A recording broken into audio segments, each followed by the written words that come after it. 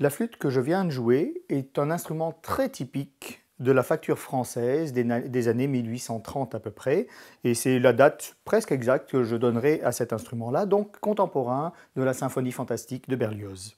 C'est un système simple à 6 clés, la flûte ne descend que jusqu'au ré grave et non pas plus bas comme la plupart des instruments allemands contemporains, 6 clés d'argent.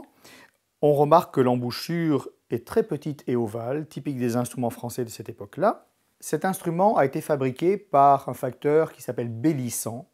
Et Bellissan, maintenant, est un petit peu oublié. Il est dans l'ombre de Claire Godefroy, dont on se souvient beaucoup mieux. Et pourtant, il s'agit d'un instrument d'une facture absolument remarquable et même extraordinaire. Les raisons de cet oubli relatif pourraient s'expliquer de différentes manières. Mais par exemple, on a une lettre de Bellissan qui se plaint de la concurrence déloyale de Godefroy, qui avait réussi à négocier avec le professeur du conservatoire que seuls les étudiants jouant des flûtes de Godefroy pouvaient être admis au conservatoire.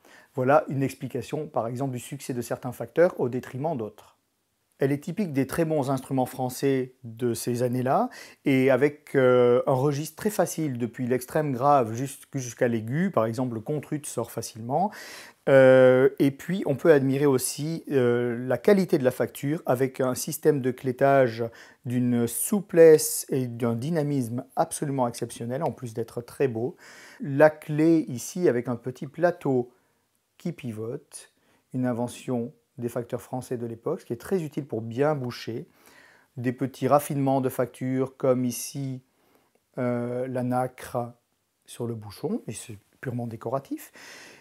Et j'ajouterai enfin que j'ai eu la chance d'avoir cette flûte avec ses 2 cordes d'origine, ce qui permet de jouer à 2 diapasons, puisque à Paris, dans ces années-là, on ne jouait pas au même diapason selon qu'on était à l'opéra, le grand opéra, où l'on jouait plus bas, et à l'opéra dit des Italiens, ou le théâtre italien, où le diapason adopté était sensiblement plus haut.